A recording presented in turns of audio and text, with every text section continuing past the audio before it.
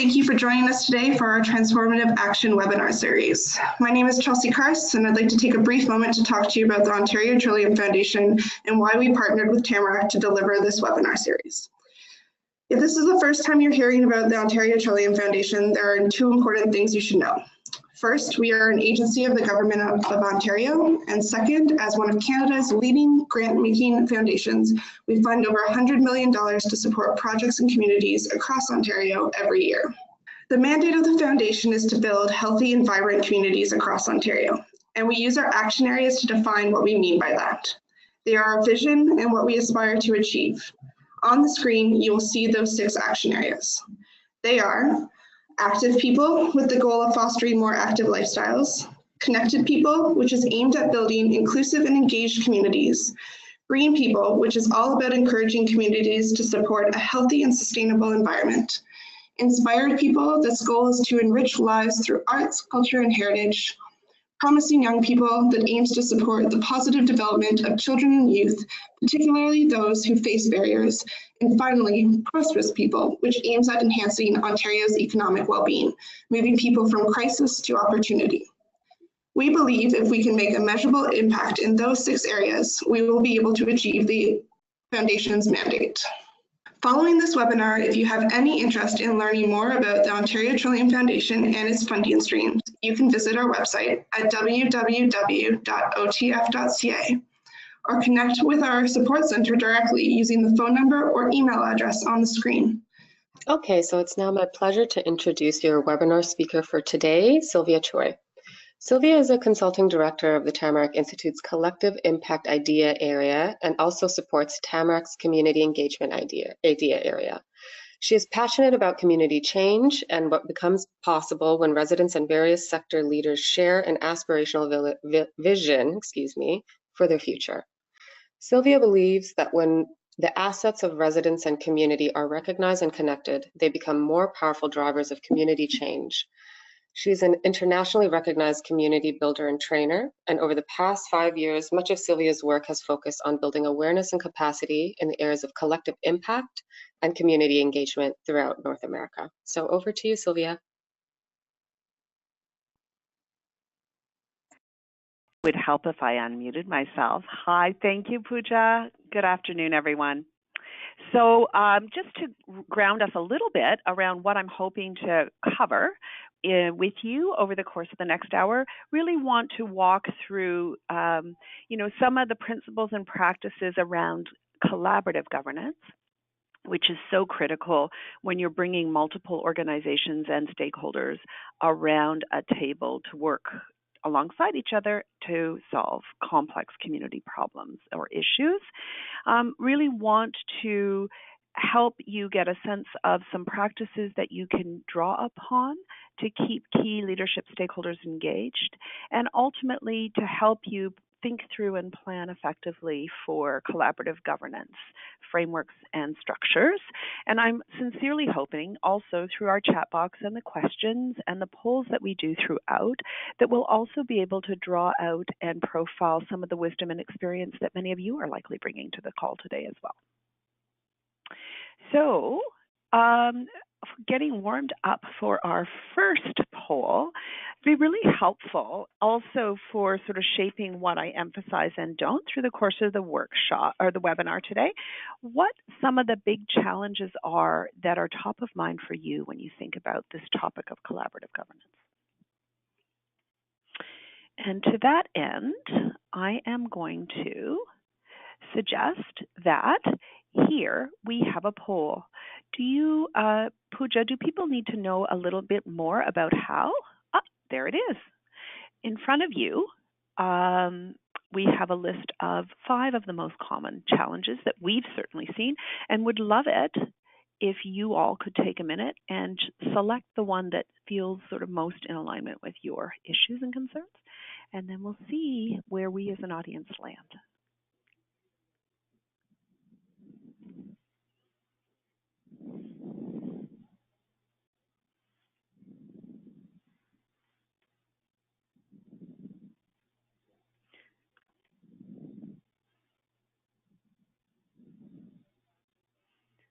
Okay, do we have some results to share?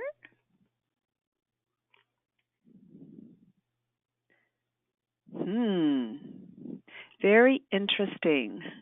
So it would seem from my quick scan at this and the visuals that by and large that there isn't a governance framework in place.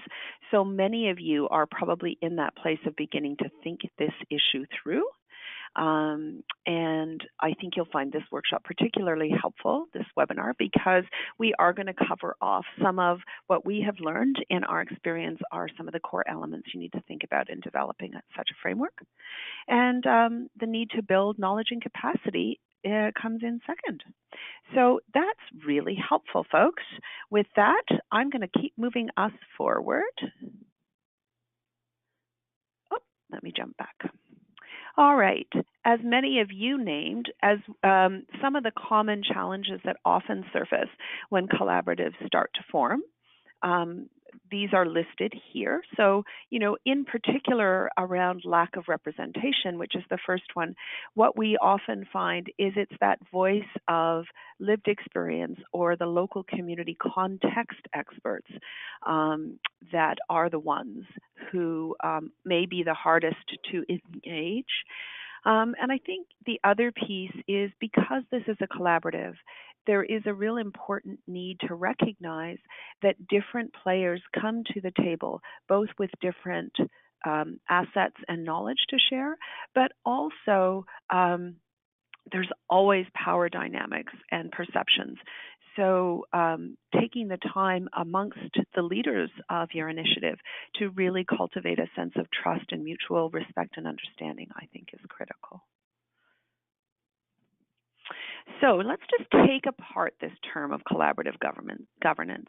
So we know collaboration is really about working together toward common goals.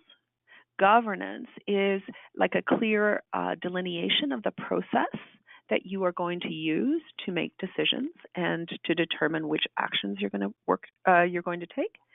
And when you put those two things together, collaborative governance is the process of engaging citizens in making decisions, but I would expand that a little bit and say it's about bringing together leaders in multiple sectors to make decisions together and share leadership around bringing forward a desired community change.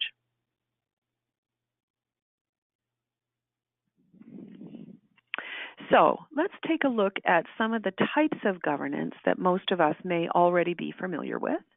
Certainly, if you're working in a nonprofit or a foundation, the notion of an organizational governance structure is probably quite familiar. There's established bylaws, there's processes, there's policies, and then there's sort of more informally the customs and the way we do things here.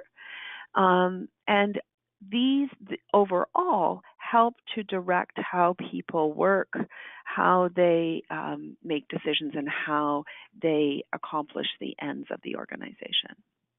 We're also probably familiar with global governance. You think about things like the UN and other bodies like that, where they have been given some global authority and some resources to try and coordinate action across multiple countries to address emerging issues and opportunities.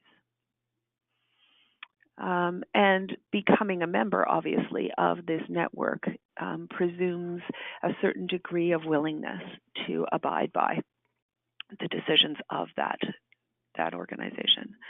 So collaborative governance can be formal, can be informal, but it's a framework in which the participants, who all come from different organizations and or perspectives and represent different interests, collectively are empowered to make decisions and or recommendations for how to move forward in collective action.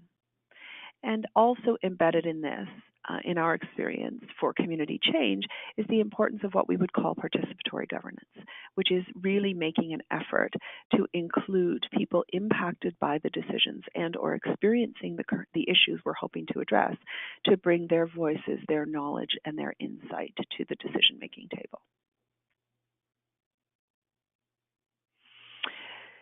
So what's important when you're starting to think about developing a framework of collaborative governance is to work hard first around what are the principles.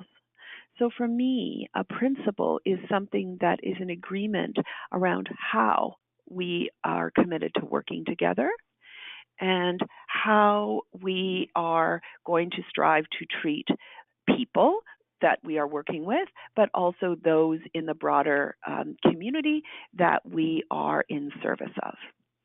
What you see below on the screen are some of the most foundational principles in our experience that contribute to an effective collaborative governance framework and approach. The one that really kind of catches my eye is this notion of forum neutrality. So, it's that real understanding that we are intentionally bringing together different perspectives and that they are welcome, and that the process itself is not predetermined or biased toward a particular outcome, but rather is that will emerge through the collective work that we build on together. All of these principles, if you take a look at them more broadly, are about helping to build a foundation of mutual respect and mutual trust across a broad network of people, because it is that sense of trust and mutual understanding that is so essential if you're going to work collaboratively towards effective change. So, when you start moving beyond principles, some of the really important elements that you might need to consider are, do you want to work through an existing organizational host? That many of you, if you're getting involved in the leadership and governance of a collaborative, may also simultaneously have an overlapping role in that governance structure to report to your own respective organization, and to bring the voice of your individual organization and or sector to that governance table. So you're kind of wearing two hats, and it's important to really acknowledge that. You need to have a clear, small group of leaders who have agreed and been endorsed to sort of synthesize, make decisions, and put proposals forward around how the group's work is going to move forward. Often that leadership group is referred to as a steering committee. So the backbone is an interesting piece. The backbone organization, for those of you particularly familiar with collective impact as a form of collaboration, I would argue it's not necessarily a backbone organization per se, but more a backbone function, which is not to assume, because the collaborative table is not intended to be its own organization. There has to be intentional investment in and attention paid to how the different partners of the collaboration connect together and get support between meetings to get work done. In my experience, the backbone is typically made up of that steering committee leadership group that we spoke of, along with a small number of the leadership staff that have been hired and funded to do the administrative work, support the administrative work of the collaborative. You do need a fiscal and legal agent. So often that is the same as the host and convener, but does not have to be. So that is a legally recognized entity, can be a charity, can be a municipality, can be an existing nonprofit that has agreed to play this role on behalf of the collaborative. An executive or coordinating committee can sometimes be helpful if you have a bigger, broader leadership group, usually 4 or 5 people who are charged by the broader leadership group to make critical decisions that are time sensitive if the leadership group as a whole cannot necessarily be convened to make those decisions. Often you've got different working groups or action teams that are sort of working in working with an accountability to the leadership of the organization, and are focused on very specific content areas or very specific actions on behalf of the collaborative. And then ultimately, you always have to remember, to be effective, a collaborative always strives to work in service of its broader community. And so there's an incredibly important role to bring leadership, information, and continued engagement as part of how the work gets done to members of the broader community. So things you have to think about in developing a collaborative governance model is, what kind of staffing at minimum do you think your collaborative will need? What is your geographic scope? Are you regional? Are you local? Are you national? What are the mechanisms that you can agree to around how you're going to continue to ensure a sense of community involvement, ownership, and engagement in the work of the collaborative? Power relations are really, really important. It is critical because this collaborative work to be effective is so much reliant on trust and strong relationships of understanding.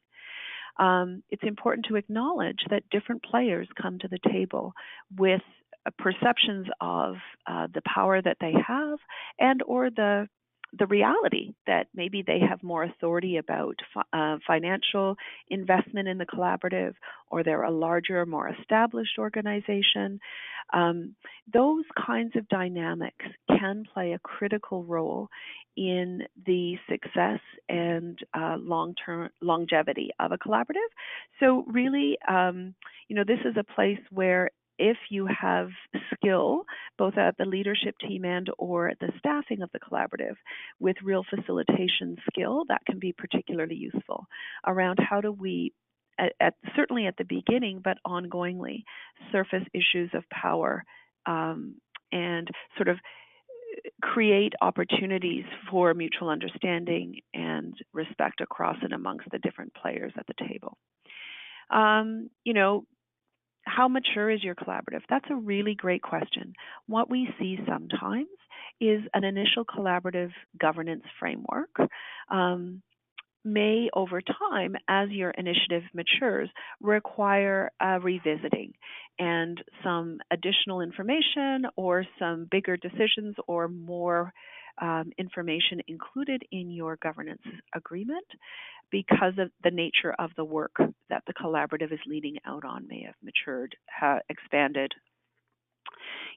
Looking for process guides and making sure, in the spirit of transparency, that how the collaborative's processes work are documented and available to be shared.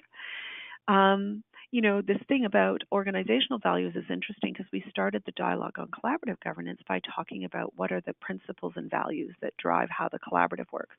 And so, really acknowledging the importance of working to ensure alignment and understanding between the organizational values of the various players at the table and the values being espoused by the collaborative. Member motivation, member selection, member skill. I think those are all important. I would add another bullet to that as well, connected to maturity, which is thinking about succession. And how do we ensure, that we're mentoring others so that there's smooth transition as your collaborative matures? There are no right answers in terms of what's right for collaborative governance. Certainly in the regional collaborative that I helped to establish in the community where I live, we were fortunate that for the first 2 years, there was an existing nonprofit in the community that was more than willing to play the fiscal sponsor role and to be a flow-through agent for any grants that we applied to. And that actually was fantastic because then we, this fledgling collaborative, didn't have to invest tons of our energy, time, and thinking in creating an entity when we were still trying to figure out what the it was that the community was wanting us as a collaborative to lead out on. But then over time, as we matured, we were starting, and the initial fiscal host was sort of urging us to fly from the nest as we had sort of found our feet.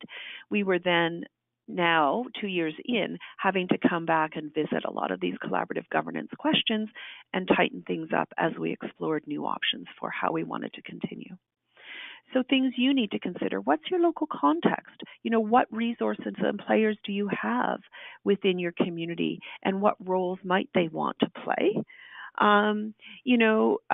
The attributes of the different members. How have we reflected those at the leadership and throughout the collaborative in terms of our decision making and our work?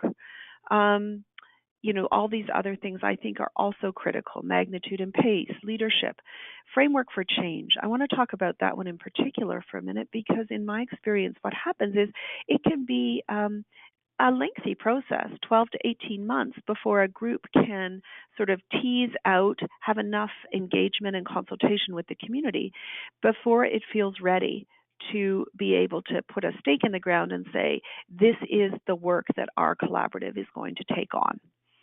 And when we land in that place where we have that clarity and we are ready to present a much tighter outline of the work and focus of our collaborative, one of the things that's really helpful to do is to do a bit of a logic check and to look around the table and look at the existing leadership that was instrumental in building the collaborative to this point, and asking ourselves, do we have the right skill? Do we have the right perspectives around the table to accomplish the work we now see before us?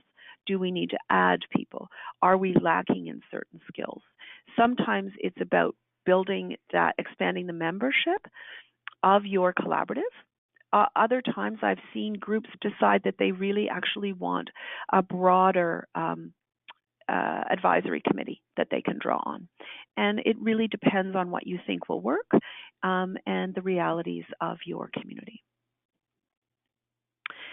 So how do you assess whether you've got enough? I think for me, a comment I would make before we start looking at, what's good enough is that's the trick.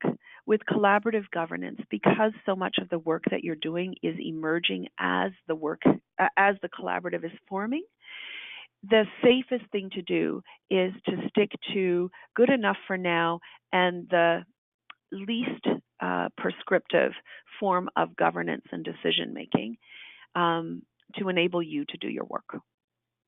So you're getting close to having the right governance structure for where you're at in your collaborative work.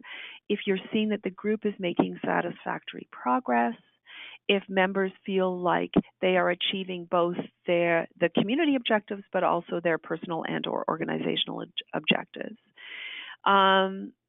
that everyone involved is, beginning to grow in their trust and understanding of each other, and therefore the collective learning around the issue where they share a concern is deepening as well. So, core competencies that you would be looking for in your leadership group, you will see there a number of them. One of the important things to always remember when you're thinking about leadership in the context of collaborative in particular is that the collaborative often does not have positional authority. And so the authority and leadership that the group of a collaborative bring forward is more relational and more situational. And so having those influential champions that have tremendous respect and a trust in a community can go a long way, I think, to helping to build and legitimize the collaborative's leadership at the get-go. So I just now want to present to you a specific constellation model of governance that was initially kind of conceived of by the Center for Social Innovation in Toronto and subsequently been adopted by a number of different organizations. How it works is that this is a framework for governance that's designed to support collaborative efforts. It really has a bias towards self-organization and concrete action within a network that supports a common issue, and that it presumes that you have multiple sectors engaged and involved. Here's a great visual of exactly what it could look like. And it works well in those situations where exactly the work that you are trying to do is emerging. So at the top left, you can see we've got the steering committee, which is a leadership group of voluntary folks that bring overall direction and guidance to the collaborative work. And they are almost always supported by a set of organizations and or staff that agree to help support the administration of this collaborative in one degree or another. It is not unusual to have members of your steering committee or leadership team operate as chairs or co-chairs of specific working groups to oversee specific aspects of the plan that your collaborative is committed to implementing. And that helps to ensure that there's a good flow of communication both ways between the steering committee and the individual working groups. The other thing you'll see in this model is that the role of the steering committee can also be really critical in looking for where are there synergies and overlaps between the tasks that various working groups are wanting to take on and looking for how that can be shared. They often will play an important role a few times a year of bringing all the different working groups together in the same room to learn from each other and to stay connected to the discrete pieces of work that each one of them is advancing within the overall collaborative effort. You'll also see those other little bubbles, and those are the network of other players, partners in the community who have an interest in the issue area that the collaborative is working on, but they may not have formally aligned with the collaborative. And that's absolutely fine as well. The other thing I would add here is that the assumption here is when a working group's work is done, then that working group dissolves and collapses back. And so you really only want to form working groups when they have clear work to do and accomplish. So there's a few important elements around this collaborative governance, constellation governance model that I want to emphasize. One is you've got to have a stewardship group, sort of that overall bird's eye view group that is bringing leadership to the initiative as a whole. You want to create constellations or working groups with focused tasks connected to the whole, but they kind of go deep into specific elements and then bring it back to the stewardship group as a whole. And then having third-party coordinators, staff people with skill in collaboration, in facilitation, can be hugely valuable in keeping the dynamics of the collaboration working well. There ultimately tend to be three core governance documents that you want to really be able to tease out. One is the principles, the values that are going to drive how your collaborative works. The second is the terms of reference for your governance model. And lastly is a strategic plan, or as we would say, a framework for change that delineates the work that your collaborative is going to undertake. Let's talk a little bit that stewardship group. Their role is to sort of hold true to the broader collective vision of the collaborative and the strategic directions that the network is championing. They pay attention to the overall health of the collaborative. They might be the key spokespeople for the initiative overall. They may be the ones who are out driving, securing funding for the collaborative as a whole. And they may also play an essential role in continuing to mentor, recruit, and ensure good sustainability planning and for the collaborative as a whole. And they are the ones who determine and provide support to the various working groups or constellations that spin out from the group. When do those constellations need to be formed? When is their work completed and they can be wound down? So if you think about those working groups or constellations, a couple of things that are really important. They are all about action. So when you're thinking about composition, there are people that are more visionary, more blue sky, and there are lots of people that just say, I don't want to get caught up in all that. Just tell me what you need me to do and let me do it. That might help you discern, do you have the right sorts of people at the different places within your collaborative? But the constellations are the working groups. They can sometimes be set up because there's a specific project that the collaboration is hoping to get done. And there may be also emerging opportunities for your collaborative that no one would have anticipated, but you wouldn't perhaps form another constellation around those as they emerge. So just some of the basic ground rules around a good constellation or good working group. They must certainly align with the overall intention and vision of the collaborative. They must have a clear overall focus or opportunity that they're advancing. They have to have energetic leadership as well, and that they come and go as required. So when you're thinking about governance, particularly if you're starting and you don't have anything in place right now, to be successful, you really want lightweight governance. And by that, it is that minimum amount of governance that is required so that people clearly know what the rules of the game are to get stuff done. You want to make sure you've got action-focused teams in place when the group as a collaborative is clear about where your priority focus is going to be. And having that skill of dedicated staff with facilitation support can also be a huge element of success. And what's great about this model is it really does fit nicely with the emerging nature of a lot of the work of collaboratives. It also, I think, helps to avoid the need to create another formal organization, which ultimately may be perceived by some of the partners as being in competition with the various partners around the table. So here are some of the challenges that we've seen around this constellation and the collaborative governance. It's sometimes difficult to find and secure dedicated funding to pay for that secretariat or backbone function. Because you have such a diversity of skill and experience and representation, really finding ways and ensuring that the various partners feel welcome to and are supported in contributing what they have to contribute in a meaningful way, and that they also have expectations, I would say, on them to help fulfill the work of the collaborative. And so striving for that sense of equality, even though there is difference and diversity. So I'm just going to run us through quickly some things you might want to think about then in the context of your support and building it. We find this really helpful.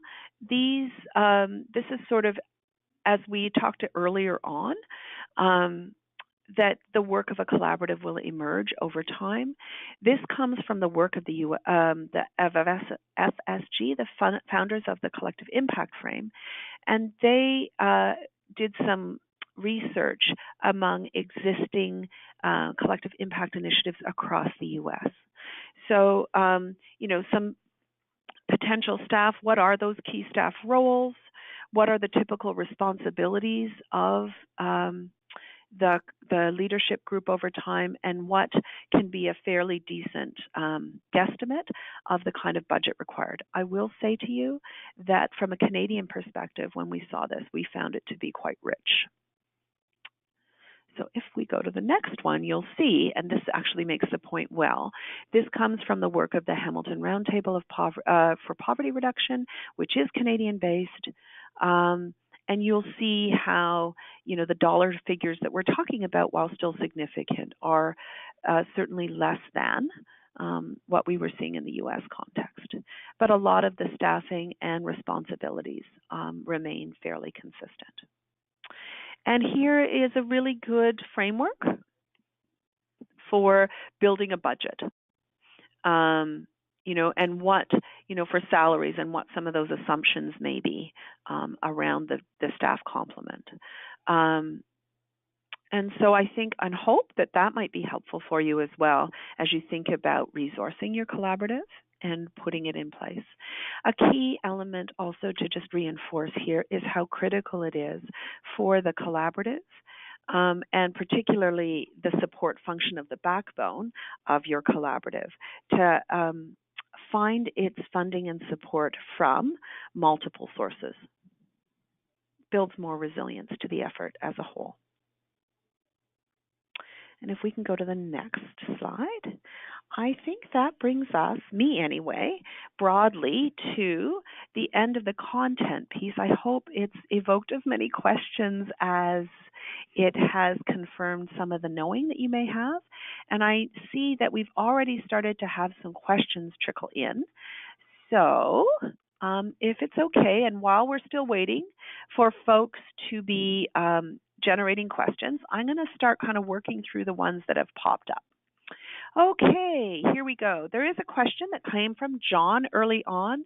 What happens when the organization or community is very small and has very limited resources? That is a great question, John. I would say, certainly drawing from my experience, it's quite possible to have a collaborative that is led by a network that is fully voluntary. And certainly in the small rural community where I initially did some work to create a regional collaborative, that was how everything began.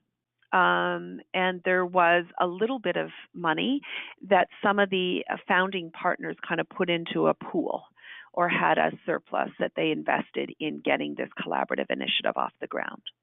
Other collaboratives, sometimes, the organizations that participate can sometimes make an annual commitment of a small sum of money just to give the collaborative some operating resource. We relied a lot on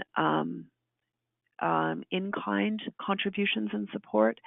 And then ultimately, I think particularly when resources are limited, this is a place where if it's me, I'm really looking to what's the minimum governance I need to keep this collaborative running well with its decision-making process clear and transparent.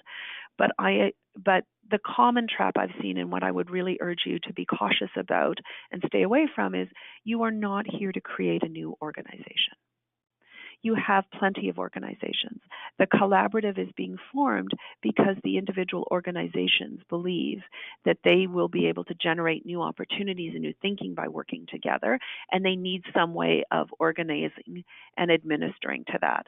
But you don't ultimately want to, if you can at all avoid it, create a net new entity that ultimately ends up in competition with some of the contributing partners of the entity. Okay, we've got another one, a question from Tony. How do you create the culture of governance required? Does it start with discipline or inspiration? You guys, these are great questions. You know what? I think first of all, it's not always a linear journey, so you have bumps along the road. And I actually think that you need both. You need both discipline and inspiration. So often these collaboratives form and they get their initial fuel from passion. And so you want to harness that passion as much as possible and align it towards a shared inspiration and aspiration. Absolutely, your instinct is dead on there. At the same time, and that's the other reason why I caution around good enough governance. You don't want to mire people down into rules and processes if what they do is get in the way of that inspiration or start to take the light out of people in terms of why they came around the table in the first place. The discipline, I think, is a really interesting one. I think you need it as well. And I think where it shows up for me in particular is a comment that I once heard that said, in any collaborative, what matters the most is actually the work that happens between meetings. And so what you want is a degree of mutual accountability, or you want a chair that feels very comfortable in calling his fellow colleagues out if they're having trouble following through on some of the commitments that they've made. It really helps to reinforce momentum and that this group is serious about getting things done. And I think the last piece that I would add around discipline and inspiration is you really want to focus as well on nurturing relationships of understanding and trust between the folks at the table, because that foundation of trust is as important, I would argue, as the discipline and or the inspiration in terms of getting stuff done. Okay, another question from Tara. In the absence of funding and with pressing and complex issues, how does one create a strong collaborative structure? You know, I think it's often fuzzy. I would say you are very fortunate that the Ontario Trillium Foundation has created a dedicated grant stream that recognizes that collaborative work on complex community issues requires a very different approach that can take a longer time to get off the ground. And is very consultative than more programmatic initiatives that are delivered by existing organizations. And so you want to be looking for funding streams, for example, that maybe allow you to be funded to do that outreach and to do the thinking together that's often required to help you zero in on what the contribution that your collaborative is going to make. This is where some of the real partnership gets also demonstrated. The partners that are gathering around the table, what resource can they put on the table to the good of the collaborative? Could be, we're going to give $5,000 a year to the collaborative. It could be, we don't have money to give, but we can give free meeting space, or we can give admin support 1 day a week.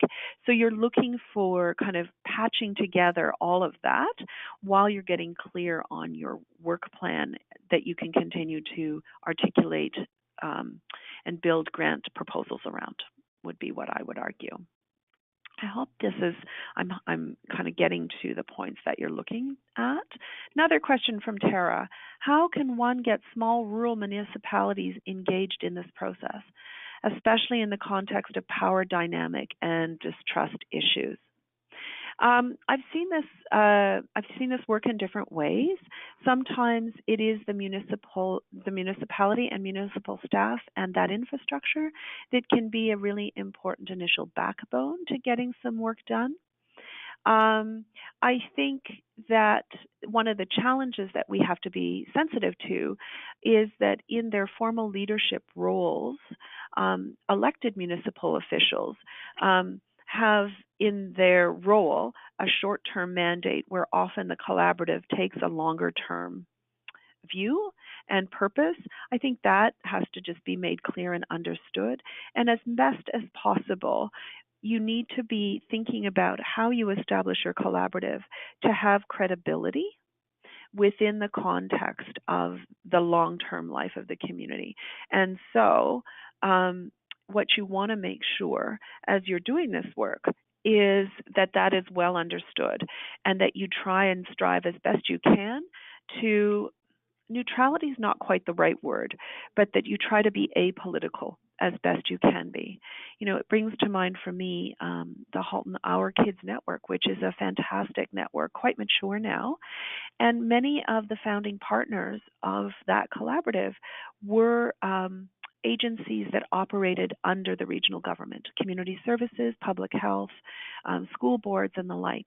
And the value that they often found of the collaborative was that it could, as a neutral kind of voice of the community, rooted in research and knowledge and consultation with the community as a whole, take positions and speak on behalf of the best interest of children in their community, and do it in a way that organizations like public health or the community services that operate under the authority of an elected body may feel cautious about being able to speak out against if a policy decision is one that they don't agree with. Okay, question from Paul, and that question is, any tips on creating transparency on how many resources each partner organization is putting into the collaborative to encourage more equitable distribution of work? You're pointing at another critical issue of this collaboration, which is how do you celebrate achievement and share the attribution for the success. And it is about, and there is always this tension where you want to be very transparent about who's contributing what, but you also need to be sensitive that the contribution of dollars and or time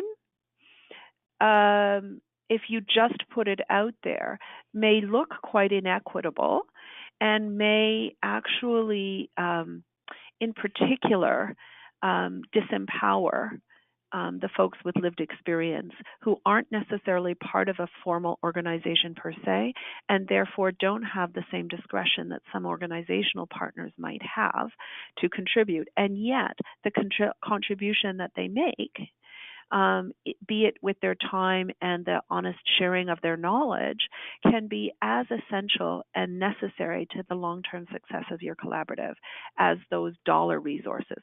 So, I think ultimately a way you can do this is make sure that, the budget, the operating budget of the collaborative is sort of made, is known and can be shared, so there are no secrets, but at the same time being really sensitive about how do you recognize and value, not just in a dollar figure, the contributions of the diversity of players when there is such shifts, and there's a huge range of contribution that different ones can make.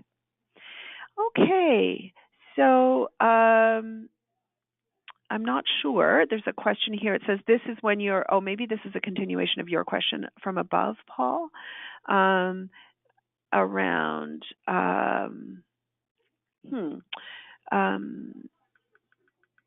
the one from above. This is when you're working with existing budgets rather than a common grant for the network. You know what I would do? I would say that existing organizations, if they do make a financial contribution, that what you want to be showing is the collaborative's operating budget, and that that the income comes from multiple sources. Hey, Jessa, a question from you. As more collective impact efforts are forming in communities, wondering about any thinking or models for shared governance, resources learning between different CI initiatives. I think that's a fantastic question.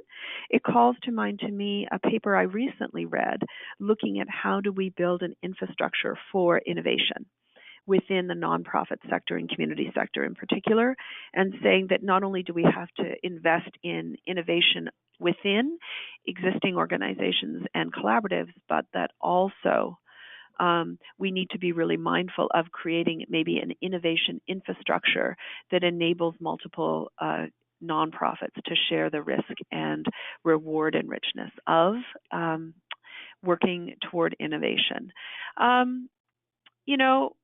A thought that I have around that is, the Vibrant Communities work that Tamarack has championed for many years. Each one of the local poverty reduction roundtable projects that are members of the Vibrant Communities Network, each one of them has their own operating structure. They get certain resources and supports from the network and from being a member of the network. But they play a critical role in terms of championing the issue of poverty reduction in their local community. But they play a secondary role, or a second role, I should say, in that they are part of a broader national network of other local roundtables.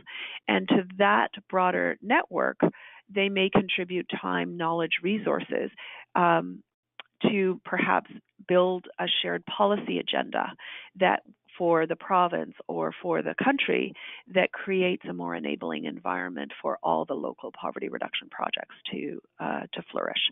So I think there's different models, and I think in answer to your question, it really also depends somewhat on scale.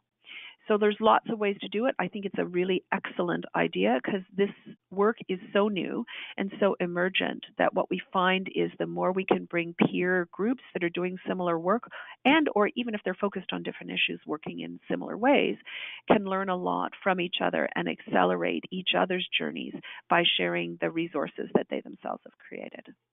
So I'm just going to do a quick chime check. I think we have time for one or two more questions.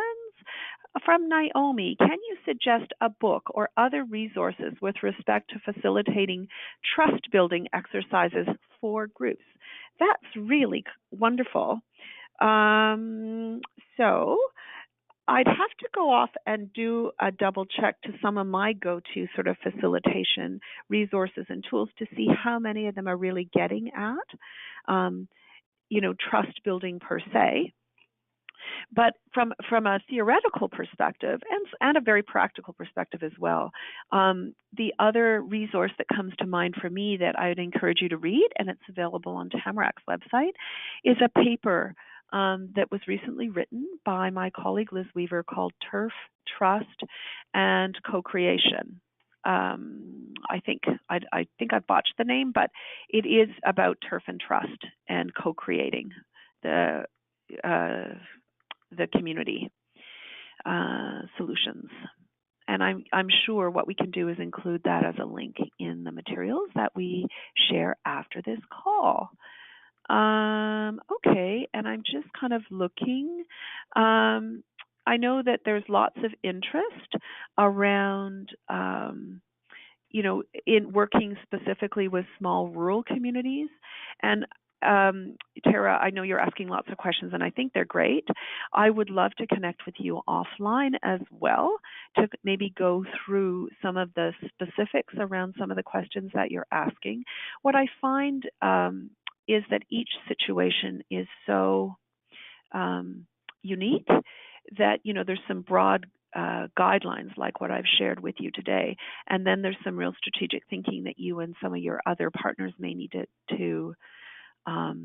do to say, okay, if this is the broad sort of trajectory we need to think about in terms of collaborative governance, and then we need to match it up with the resources and commitments that we have locally. What's our plan to evolve this a bit more? Where do we see weakness? Where might we want to invite others on board? But again, happy at the start of the workshop, I think my contact information was there. And so I'd be happy to connect with you offline as well if you want to go into this a little more deeply. All right, and now I am going to turn it over to you, Pooja, to take us away and wrap us up before we wrap the webinar, bring the webinar to a close. Great, thank you, Sylvia. Thank you again for this thoughtful presentation, and many thanks to all of you for joining us. Your comments and questions have helped to make this a very thought-provoking conversation, and as promised, in a few days, we will email you with a recording of the webinar along with other material related to the call. We'd also like to mention some incredible learning opportunities that are just around the corner that I'd love to share with you. We are hosting our annual Collective Impact 3.0 workshop, a 3-day offering that will explore the latest in the practice of collective impact from experts, practitioners, and early adopters of the work. This workshop is less than a month away, so don't hesitate to sign up for that if you are currently working on a collective impact initiative. And also as a reminder, special rates do apply for those who are Ontario Trillium Foundation grantees. So do reach out if you would like to take advantage of those savings as well.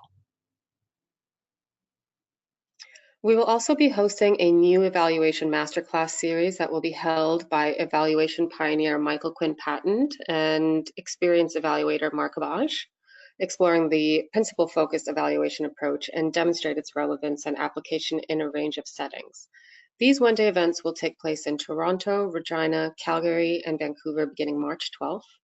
So we encourage you to follow the link on your screen if that perks your interest as well. Lastly, in April, we are hosting a workshop in Kitchener, Ontario, all about asset-based community development with a focus on neighborhood development and community health.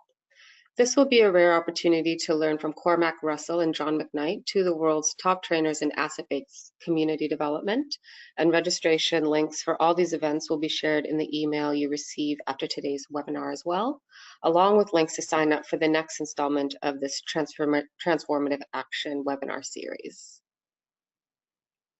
To learn more about upcoming learning opportunities, including workshops, free webinars like this one, visit us at www.tamarackcommunity.ca. We also encourage you to take a minute to complete a short webinar survey to offer feedback on how you enjoyed today's call. The link is on your screen and will be sent out in the email as well. Thank you so much, everyone, once again, and hope you all have a great day.